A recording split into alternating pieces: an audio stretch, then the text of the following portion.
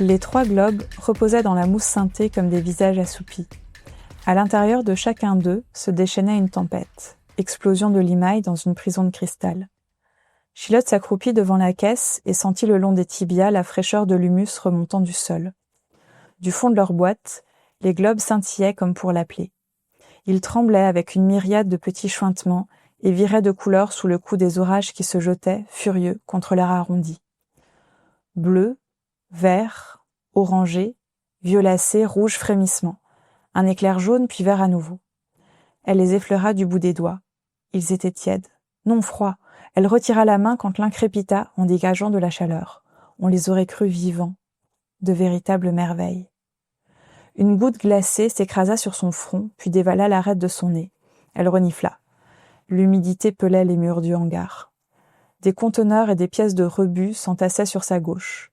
La lueur froide d'une lune filtrait entre les branchages du toit et découpait, dans le coin opposé, un véritable cimetière de gigabottes et d'engins de chantier démantelés.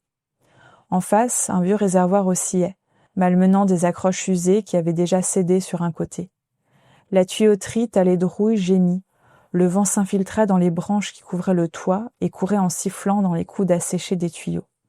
Le réservoir pencha doucement, son ombre au sol trembla, atroce grincement. Une nouvelle rafale menaça d'emporter le toit.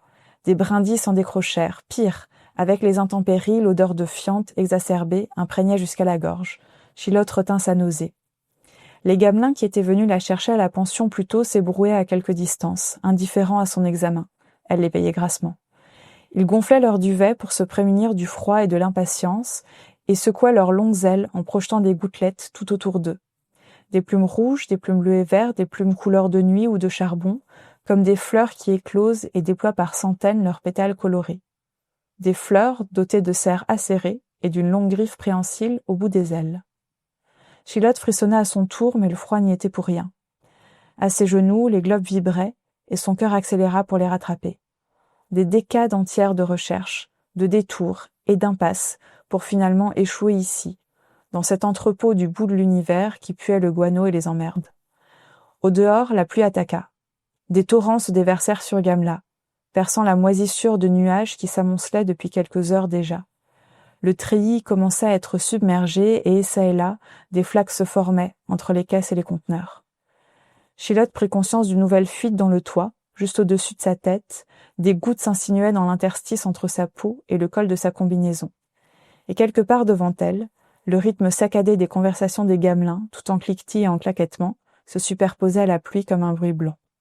Le premier tir les prit tous par surprise.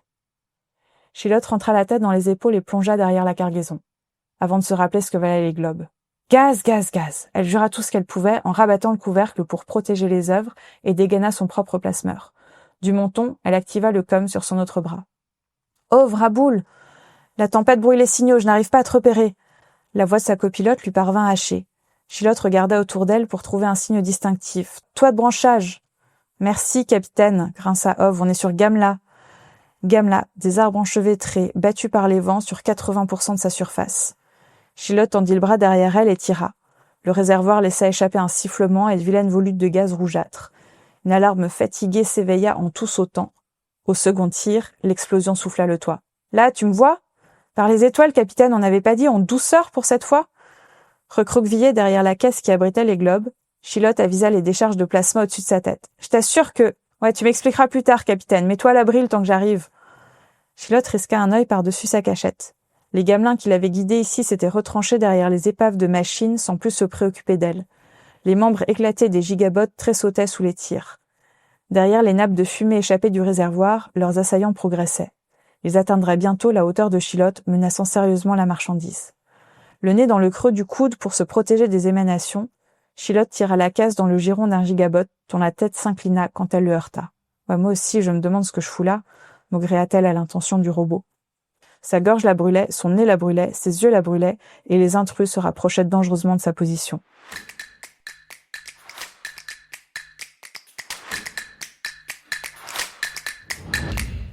Vous écoutez Inky et Pete se livrent, le podcast lecture en 15 minutes, à peu près, qui donne vie et voix aux premiers mots d'un livre et vous donne envie de découvrir les suivants. Ou pas. Je suis Mafalda Vidal, Lectrice, narratrice, autrice, podcasteuse et surtout amoureuse des jolis mots et des belles histoires. Vous venez d'écouter l'Incipit de Bordure de Lucie Mosca, publié aux éditions La Talente en 2026 et lu par l'autrice elle-même. Bordure, c'est l'histoire de Chilotte, donc on vient de rencontrer dans l'Incipit. Chilotte, elle est capitaine de vaisseau et elle et son équipage sont revenus de la guerre. Ils ont survécu et ils essayent tant bien que mal de réintégrer la société. Chilotte s'est officiellement reconvertie dans le commerce et le transport d'œuvres d'art. Officiellement, parce que officieusement, elle récupère et transporte en fait des secrets et des preuves plus ou moins compromettantes dans le but de faire tomber des personnes plus ou moins haut placées. Et évidemment, ces personnes plus ou moins haut placées ne veulent pas que leurs secrets soient diffusés, ni leurs privilèges, leur carrière, leur position compromises. Et cette dernière mission de récupération, qui devait en théorie se passer sans gros soucis majeurs, va se transformer en embuscade et en spirale de l'enfer. Bordure, c'est donc l'histoire de celles et ceux qui sont revenus de la guerre qui a eu lieu sur la bordure, dont Chilotte et son équipage. Ces guerriers et ces guerrières voudraient bien reprendre une vie normale, mais à cause des traumatismes vécus, des blessures, des tortures, des drogues prises pour supporter tout ça, eh bien, ils et elles ne le peuvent pas. Je viens de vous dire que Bordure racontait une histoire de guerre, mais attention, ce n'est pas une histoire de guerre comme on en voit beaucoup en science-fiction, une histoire de conquête, d'écrasement de l'autre pour gagner des ressources, des terres, du pouvoir et j'en passe. Non, Bordure, ça se passe après la guerre. Mais en fait, la guerre, en science-fiction comme ailleurs, elle a beau être finie, elle est infinie. La guerre est toujours là, comme une plaie purulente, infectée, qui ne parvient pas à cicatriser, ça brûle, ça démange, ça dévore. Chilotte a vécu la guerre, elle a vu ses amis mourir, elle a vu ses amis souffrir. C'est quelque chose qui ne peut pas changer en appuyant sur le bouton fin. Ça continue à vivre et à exister dans les souvenirs, dans les cauchemars, dans la chair de celles et ceux qui l'ont vécu et ou mené. Mais ça continue aussi à vivre dans les sociétés et les mondes que la guerre a touchés. Parce que cette guerre, cette cicatrice à vif, elle pulse aussi dans toutes les injustices du quotidien. Et les injustices du quotidien, il y en a plein.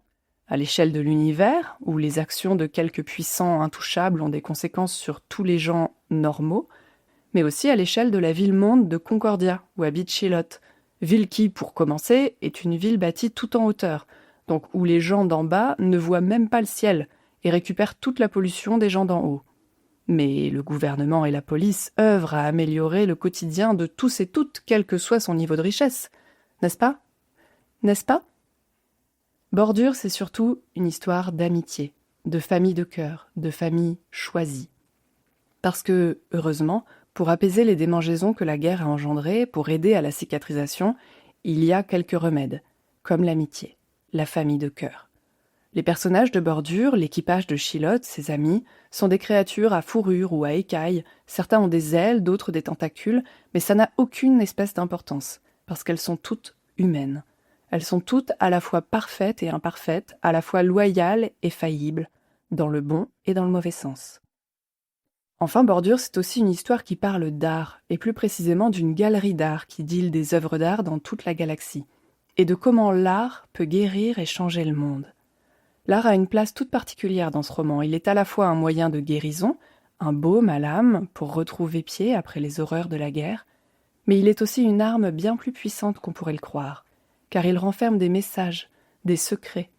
Alors au sens figuré, c'est certain, mais dans Bordure, c'est aussi au sens propre, et ce sont les fameux messages que Chilotte transporte dans son vaisseau. Et ainsi, sous la couverture de la galerie d'art, circulent des secrets à même de changer le monde et l'univers, notamment au niveau politique, là où se joue le pouvoir et la vie de tous. Et cette image-là est particulièrement marquante, parce que qui peut croire aujourd'hui que l'art, quelle que soit sa forme, n'est pas politique ?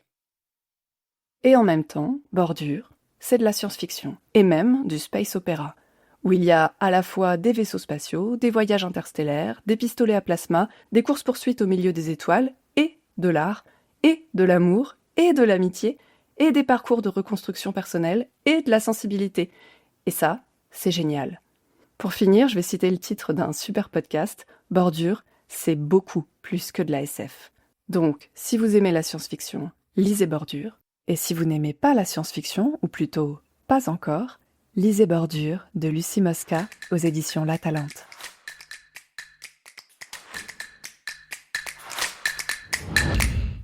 Merci de m'avoir écouté jusqu'au bout. Si vous avez passé un bon moment, n'hésitez pas à me le dire par mail ou en commentaire, à donner des étoiles à ce podcast et à le partager avec d'autres amoureuses et amoureux des mots. Si vous voulez encore plus d'Inky et Pete, vous pouvez vous inscrire à ma newsletter. Je vous y donne des nouvelles inspirantes, j'espère, tous les dimanches, à peu près. À très bientôt.